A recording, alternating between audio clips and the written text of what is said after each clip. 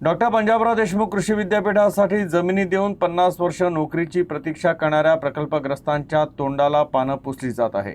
विद्यापीठ प्रशासनानं प्रसिद्ध केलेल्या 451 लाभधारकांच्या यादीत अनेक अपात्र नावं असल्याचा आरोप करत प्रकल्पग्रस्तांनी कुलसचिवांच्या दालनात ठिय्या आंदोलन केलं। ही सदोष यादी त्वरित रद्द करून सखोल चौकशीची मागणी करावी अशी त्यांनी प्रशासनाकडे केली आहे।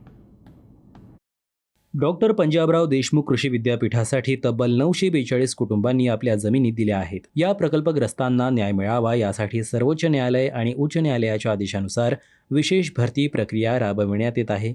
या विशेष भरतीमध्ये केवळ विद्यापीठाच्या प्रकल्पामुळे बाधित झालेल्या पात्र प्रकल्पग्रस्तांनाच सामावून घेण्याची शासनाची भूमिका असल्याचं आंदोलनकर्त्यांचं म्हणणं आहे। मात्र भरती प्रक्रिया सुरू असताना विद्यापीठाने पुनर्वसन विभाग, जिल्हाधिकारी कार्यालय, अकोला यांच्याकडे सादर केलेल्या लाभधारकांच्या यादीवरच प्रकल्पग्रस्तांनी गंभीर आक्षेप घेतलाय। 451 जणांच्या यादीतील तब्बल 332 व्यक्तींकडे प्रकल्पग्रस्त प्रमाणपत्र नसल्याचा दावा करण्यात आलाय। एवढेच नव्हे तर 9 कुटुंबाची शेतजमीन प्रकल्पासाठी संपादितच करण्यात आलेली नसताना त्यांची नावे यादीत समाविष्ट करण्यात आल्याचा आरोप आंदोलकांनी केला। या संदर्भात प्रकल्पग्रस्तांनी जिल्हाधिकारी, विभागीय आयुक्त तसेच विद्यापीठ प्रशासनाकडे लेखी पुराव्यांसह वारंवार तक्रारी करून यादी रद्द करण्याची मागणी केली। मात्र प्रशासनाने अद्याप अपेक्षित दखल घेतली नसल्याचा आरोप करण्यात आला।